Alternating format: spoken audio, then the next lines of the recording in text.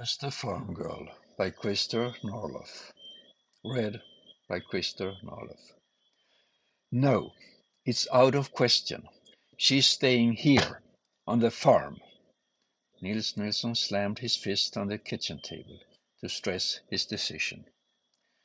His authority, however, was challenged by the three people standing around him. Please, father, his daughter whispered. Nils, she doesn't want to become a farmer's wife like me, his spouse said. Mr. Nilsson, your daughter has a miraculous voice. It would be a crime to let it go to waste. Ragnar Blennow, the local music teacher, was wringing his hands, eager to be heard. She's our only child, the farmer shouted.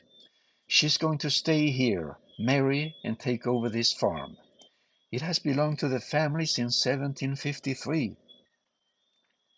It was obvious that Nils Nilsson was getting emotional.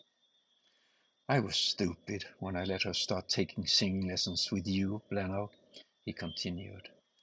Now you've put ideas in her head, and suddenly farm life isn't good enough for her. He wanted to finish the absurd discussion.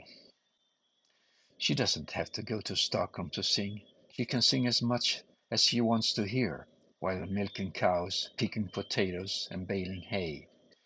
I don't think the cows mind. Nils sneered at his joke, which, as far as he was concerned, settled his daughter's future.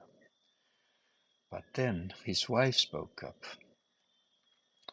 I've been thinking, Nils, she said. I still have the inheritance money from my parents. I want to give it to her. I want her to study at the academy in Stockholm.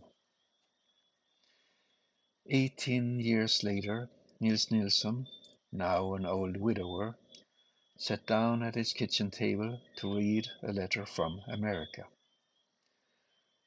Dear Father, yesterday I experienced the greatest success of my life. I had my debut at the Metropolitan Opera here in New York. They told me that for the last 20 years no other singer has had that kind of success. The audience was screaming and stomping their feet. They went totally wild, and I received 2 collars full of flowers. Today, my picture is on the front page of all the New York newspapers. I'm so happy. Your daughter, Birgit.